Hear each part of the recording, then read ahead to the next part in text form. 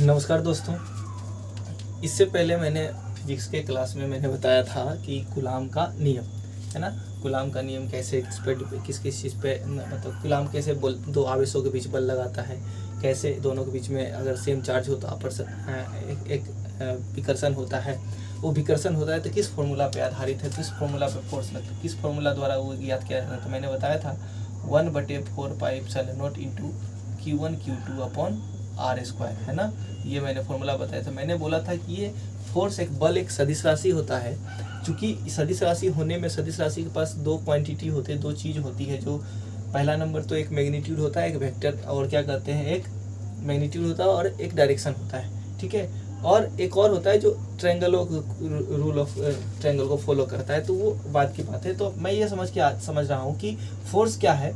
Force तो मैंने निकाल लिया है मैग्नीट्यूड, लेकिन अब उसका हमको डायरेक्शन निकालना है। बल क्या है, तो बल तो लगता है, लेकिन बल का एक डायरेक्शन होता है, वो डायरेक्शन किधर की ओर होगा। तो कूलाम ने उसके लिए वेक्टर फॉर्म भी बताया, वेक्टर के रूप से भी उसको हम आपको बताया जा सकता है। तो ये तो मैग्नीट्यूड हुआ कि मैग्नीट्यूड मतलब कितना परिमाण का बल लगेगा, लेकिन वो किस डायरेक्शन में लगेगा ये इससे पता नहीं चलता है। इसके लिए मुझे वेक्टर फॉर्म में जाना जरूरी है। वेक्टर फॉर्म में जाने के लिए कुछ नोटेशन है, उसको थोड़ा सा ध्यान रखना है।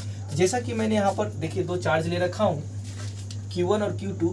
देखिए Q1 Q2 सेम चार्ज है। सेम चार्ज होने के कारण इसका देखिए फोर्स एक इधर जा रहा है, एक फोर्स इधर जा रहा है, दोनों एक दूसरे को दूर करेगा, ये डायरेक्शन दिखाता है, ठीक है। और ये डॉट डॉट लाइन है ये कि ये बीच का डिस्टेंस के बारे में हम अभी इसको शो कर रहे हैं, ठीक है। अगर ये अट्रैक्शन का फोर्स होता तो दोनों चार्ज होते हैं ऐसे, और ये इस तरह से शो करता, इस तरह से दिखता है ना, इस लाइन में। याद रखिए कभी भी तो फोर्स जब भी दो चार्ज के बीच में लगेगा वो हमेशा सेम लाइन में होना चाहिए, एक ही लाइन में होना चाहिए। ये नहीं कि तीसरा लाइन कभी भी नहीं हो, कोई तीसरा लाइन हो ही नहीं सकता। यानी कि हमेशा जब भी होगा, जिस तरह से ये वाला पॉइंट के बीच में एक लाइन है ना सीधा बना हुआ, ये सीधा लाइन हमेशा फोर्स लगेगा तो इसी लाइन में लगेगा, इसके बीच में कहीं टेढ़ा नहीं होगा, फोर्स हमेशा उसी लाइन में लगेगा, इसके अलावा कहीं नहीं। तो मैंने देखा कि दो चार्ज यहाँ पर रखा हुआ, दोनों चार्ज पर हमने इस तरह से सबका नोटेशन दे रखा है। तो देखिए यहाँ पर F21 दे रखा है, यहाँ पर F12 दे रखा है, यहाँ पर R12 दे रखा है। इसका मतलब क्या है, ये 1 का मतलब क्या होता है, इसका मतलब इसको नोटेशन करते हैं फोर्स ऑन 2 बाई 1। ऑन 2 मतलब जिस पर बल लग रहा है वो 2, बाई 1 जिसके द्वारा लग रहा है वो, है ना। F2 और F21 का मतलब क्या हुआ कि फोर्स ऑन 2 बाई 1। F12 का मतलब क्या हुआ, F12 का मतलब हुआ फोर्स ऑन 1 बाई 2।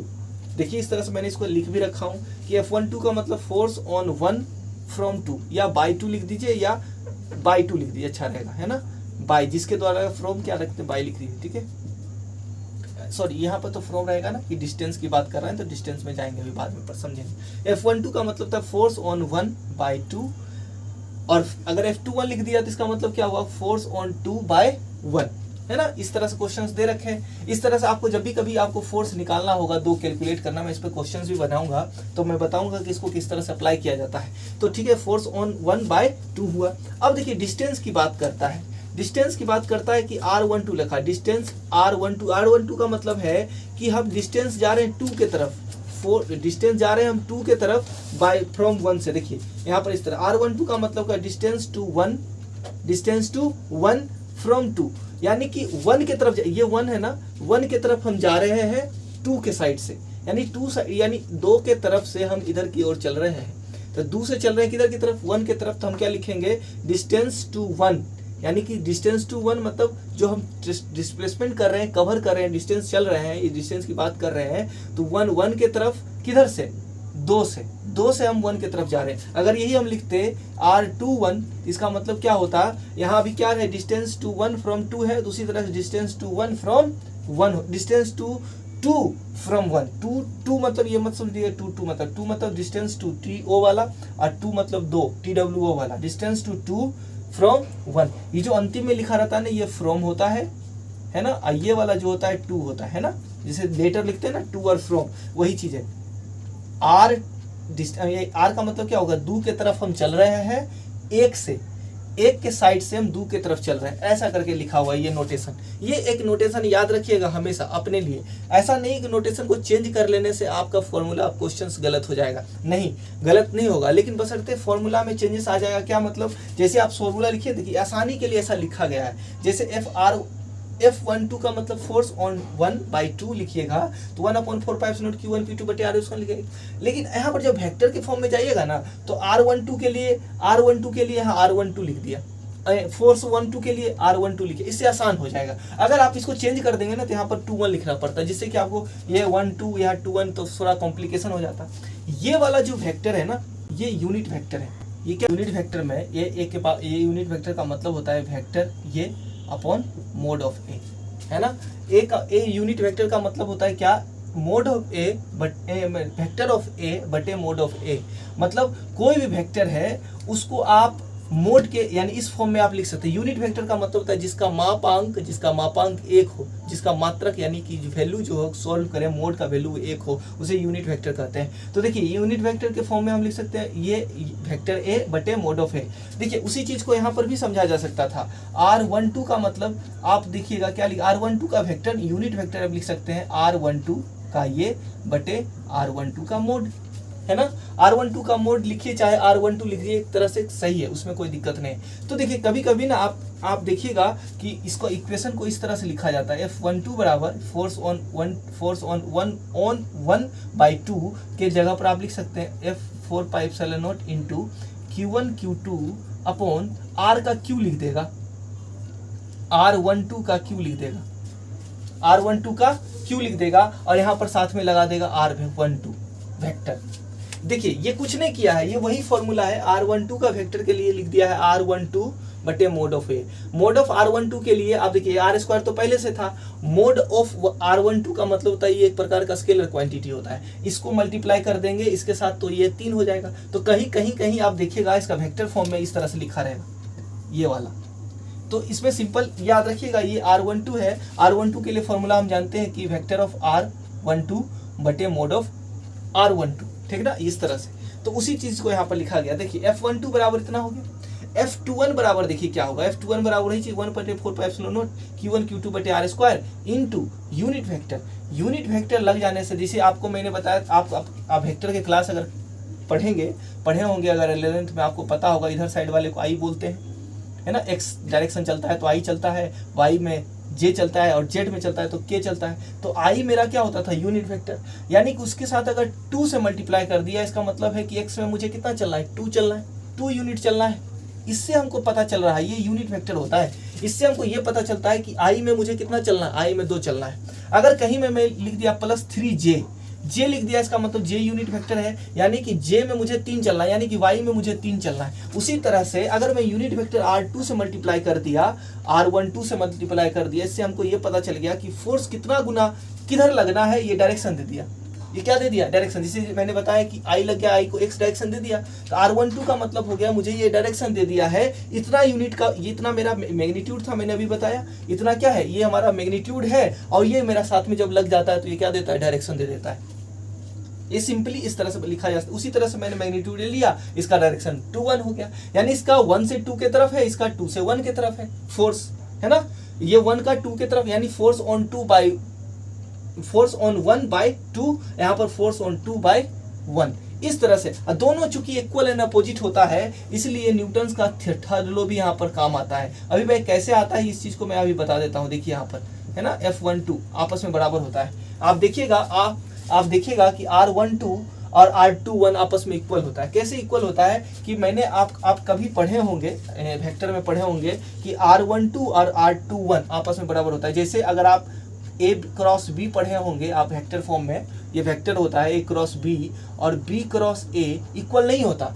कब इक्वल होता है, जब उसके साथ में हम क्या लगा देते हैं, माइनस। उसी तरह से देखिए R12 है, 1 से 2 की तरफ जा रहे हैं, 2 से 1 की तरफ आ रहे हैं, तो इसका मतलब दोनों में आप अपोजिट साइन लगाइए। क्यों, क्योंकि एक आप इधर जा रहे हैं, एक वापस इधर आ रहे हैं, तो दोनों में जब अपोजिट साइन लगाइएगा तभी तो आप इसको समझा सकते हैं। तो यानी R12 को R21 करने के लिए मैं क्या करता हूँ कि R21 करने के लिए मैं इस चीज को यहाँ लिखता हूँ। देखिए R12 को हम क्या लिख सकते हैं, R21 लिख सकते हैं, लेकिन साथ में क्या लगाना होगा, माइनस। जैसे ही मैं यहाँ पर माइनस रखूंगा R12 तो ये ऐसा ही हो जाएगा, बशर्ते अंतर क्या हो जाएगा, यहाँ पर माइनस साइन लग जाएगा, माइनस साइन आ जाएगा। जैसे माइनस साइन आएगा तो हम समझ जाएंगे F12 इक्वल होता है F21। आपने न्यूटन का थर्ड लॉ पढ़ा है ना, तो न्यूटन का थर्ड लॉ क्या कहता है, equal and opposite reaction. Equal x equal क्या कहते हैं, action has a equal and opposite reaction, यानी कि action has a equal and opposite reaction करता है, यानी कि क्रिया के प्रति विपरीत प्रतिक्रिया होता रहता है, यानी सेम होता है, इक्वल एंड अपोजिट होता है। मतलब इधर जितना फोर्स लगाएंगे ये जितना लगाएगा उतना इधर से वो लगाएगा, सेम टू सेम। उसी तरह से यहाँ बताया कि ये वाला चार्ज अगर जितना फोर्स इस पर लगाता है Q2 पर, उतना ही फोर्स ये वाला उस पर लगाता है, दोनों को। यानी अगर दोनों का रिपल्सन भी होगा तो दोनों का सेम होगा, यानी दोनों सेम तरह से भागेगा, ऐसा नहीं कि वो ज़्यादा लगाएगा ये कम लगाएगा। ठीक है, तो ये चीज़ को उसने बताया कूलाम्स के नियम के वेक्टर के फॉर्म में, ये थोड़ा सा ये समझिए। उसके बाद क्या बोलता है, दो पॉइंट्स इंपॉर्टेंट, बहुत न्यूमेरिकल बनाने के लिए आपको बहुत सारा ख्याल ये सहायता देगा आपको। कहता है 2 आवेश को मिलाने वाली रेखा में ही बल लगता है। मतलब क्या कहना चाह रहे हैं कि अगर मुझे ये 2 चार्ज रखा हुआ है, इस दोनों चार्ज के फोर्स यहाँ नहीं होगा, इस दोनों का इफेक्ट दोनों चार्ज के बीच में ही होगा, इसी रास्ते में, इसी वाले रास्ते में। आप चाहिएगा कि यहाँ पर अगर इसका इफेक्ट देखिएगा तो नहीं, यहाँ चार्ज लाइएगा तब कोई इफेक्ट दिखेगा आपको, ये रास्ता। यानी यहाँ कोई चार्ज हम रखेंगे तो चार्ज फोर्स लगाएगा। और ये भी अब देखिए, इसके बाद दूसरा पॉइंट क्या लिखता है कि 2 आवेशों के बीच लगने वाला बल तीसरे आवेश से स्वतंत्र होता है। अगर आप मान लिए इस दोनों के बीच में लग रहा है मेरा 100 न्यूटन का फोर्स, और एक चार्ज मैंने इसके बगल में लाया, यहाँ पर रखा, तो यहाँ पर मान लिया लग रहा है 60 न्यूटन का फोर्स, तो ये 60 न्यूटन का फोर्स अपना अलग लगाएगा, ये 100 न्यूटन का फोर्स अपना अलग लगाएगा। इसको कैसे समझ सकते हैं, जैसे मान लीजिए कि एक खंभा गड़ा हुआ है, इसमें से मैंने 100 रस्सी को मैंने लगा रखा हूँ, सिर्फ बांध करके 100 रस्सी को बांध दिया, और उसका छोर जो सेकेंड छोर होता है उसको मैं छोड़ दिया। अगर कोई आदमी अगर एक छोर उठाता है तो फोर्स बाकी सब पे लगेगा क्या? नहीं लगेगा, सिर्फ एक रस्सी पे लगेगा। उसी तरह से अगर मान लिया उसमें से 3 आदमी ने 3 रस्सी को खींचा तो 3 ही को लगेगा, बाकी 97 वैसे रुका रहेगा। उसी तरह का सेम टू सेम यहाँ पर भी इफेक्ट दिखाई देता है। जैसे यहाँ पर एक चार्ज रखा हुआ है Q1, यहाँ पर Q2, तो ये Q1 Q2 पे 100 न्यूटन लग रहा है, तो ये बगल वाला इसको कुछ नहीं करेगा।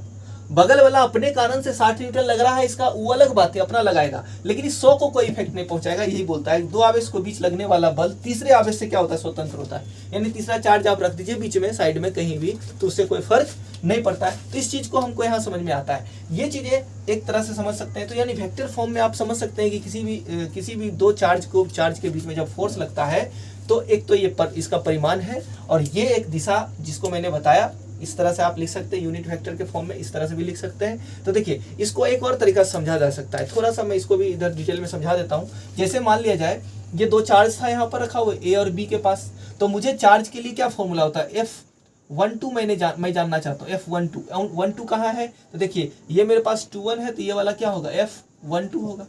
12 का मैंने जैसे यहाँ पर नोमेनक्लेचर मैंने बताया कि 12 का मतलब क्या होता है, फोर्स ऑन 1/2, फोर्स ऑन 1/2। उसी तरह से आप यहाँ लिख सकते हैं, फोर्स बराबर क्या लिखेगा, 1/4 pi epsilon not into Q1 Q2 तो अदिश राशि है, इसलिए इसको ऐसे लिखेंगे, बटे R स्क्वायर। कौन सा वाला डिस्टेंस लीजिएगा, देखिए ये डिस्टेंस, ये रहा ये डिस्टेंस वेक्टर के फॉर्म में कैसे निकालिएगा। तो देखिए, ये डिस्टेंस निकालने के लिए आपको ये तीर का निशान देखना होगा। ये तीर का निशान यहाँ है, और इसको इस तरह से बनाया हुआ है, देखिए ऐसे गया फिर वापस ऐसे आया। तो आप वेक्टर अगर पढ़े होंगे तो वेक्टर में आप देखते हैं जब कोई क्लोज सर्कल चलता है उसके बाद उसका सम जो होता है 0 होता है। देखिए वेक्टर में क्या करते हैं, पहले चलते हैं OA की तरफ, देखिए OA वेक्टर हो गया, उसके बाद प्लस AB वेक्टर चले, उसके बाद फिर B से देखिए एक O की तरफ आना है, लेकिन तीर देखिए इसका तीर इधर की तरफ है ऐसे, तो इसके लिए इसके साथ क्या लगाना होता है, माइनस। यानी माइनस लगाएंगे तो क्या लिखेंगे, OB, क्या लगाएंगे, माइनस ऑफ OB। जब जैसे मैंने OB लगाया बराबर क्या लिखूंगा, 0। तो मुझे तो चाहिए AB ना, तो AB के लिए मुझे क्या लिखा होगा, AB बराबर क्या लिखूंगा, OB minus of OA, OB minus of OA। OB क्या है मेरा, OB देखिए, OB मेरा R2, देखिए OB क्या है मेरा R2, माइनस OA क्या है मेरा R1, OA क्या है मेरा R1। ये मेरा टोटल डिस्टेंस होगा AB का। AB बराबर क्या हुआ, R2 माइनस R1। तो हमको क्या चाहिए फोर्स के लिए, यानी 1/4 pi epsilon not Q1 Q2 बटे या लिखूंगा R2 माइनस R1 का क्या whole square, R2 minus R1 का होल स्क्वायर हो जाएगा। This is the vector form में, क्या चीज के फॉर्म में, इसका मोड ले लीजिए, इसका स्क्वायर कर दीजिए, है ना, ये आ जाएगा। अगर आप इसको यूनिट वेक्टर में लिखना चाहते हैं, जैसे मैंने यहाँ पर बताया था आपको, तो देखिए R21 को ही लिखा जाता है, R21 को ही हम इसको लिख सकते हैं R21, इस तरह से देखिए R21 लिखा हुआ है, मैंने यहाँ पर भी लिख रखा है। R21 बराबर लिखेंगे R2 माइनस R1। उसी चीज को आप यहाँ पर मैंने इस वेक्टर फॉर्म में यहाँ पर मैंने समझाया। देखिए R12 लिखा हुआ है, दूसरा के लिए लिख सकते हैं आप 12 लिखा हुआ, R21 लिखा हुआ है ना, तो इसको आप यहाँ पर भी समझा सकते हैं उसी चीज को। अगर यही काम हम इधर से चलते, ऐसे करके ऐसे चलते हैं ना, तो R21 ना होता R12 होता, जिसे मैंने यहाँ पर समझाया था। देखिए R21 इधर से चलते तो हमको क्या लिखते, उल्टा लिखते। उल्टा जैसे लिखते तो R21 के लिए लिखते R12 लिखते, हम इस वहां पर R12 लिखते तो हम क्या लिखते R1 माइनस ऑफ R2, इस तरह से। तो देखिए ये दोनों कैसे चेंज होता है। दोनों चेंज होने के लिए क्या अंतर है, दोनों में जब माइनस कॉमन ले लीजिएगा क्या लिखेगा R2 माइनस R1 लिखिएगा कि नहीं। जैसे R2 माइनस R1 लिखिएगा, देखिए ये मेरे पास ऊपर में R2 माइनस R1, ये मेरे पास R2 माइनस R1 है, तो देखिए R12 बराबर क्या हो जाएगा माइनस ऑफ R21, है ना। तो जैसे इसको मैग्नीट्यूड से जैसे फोर्स से मल्टीप्लाई कीजिएगा, फोर्स के वैल्यू रखिएगा, तो देखिएगा कि F12 इज इक्वल टू होगा minus of F21। F12 is equal to क्या हो जाएगा माइनस ऑफ 21। तो यानी कि कूलाम का नियम भी न्यूटन का थर्ड लॉ का फॉलो करता है। 1-2 F फोर्स ऑन, ये क्या इसका मतलब है, मैंने अभी जो नोटिफिकेशन बताया, नोटेशन जो बताया था, फोर्स ऑन 1/2, यहाँ पर force on 2/1, equal and opposite, equal भी है और अपोजिट का मतलब क्या हो माइनस है। आप इस वेक्टर के फॉर्म से भी आप समझ सकते हैं कि किसी भी दो चीज के, दो चार्ज के बीच में फोर्स जो लगता है वो हमेशा इक्वल एंड अपोजिट लगता है, न्यूटन ने बताया था। और भी कूलाम के नियम का ये सदिश निरूपण हुआ। इसके बाद जो भी मैं क्वेश्चंस इस पर बताऊंगा, इस पर 4-5 क्वेश्चंस बताऊंगा, वो इंपॉर्टेंट होंगे, उसके बारे में आप देखते रहिएगा इसको, वीडियो को। बाकी आपको ये पढ़ाई अगर अच्छा लगता है तो आप इसको लाइक एंड सब्सक्राइब करते रहें। बाकी मिलते हैं नेक्स्ट क्लास में।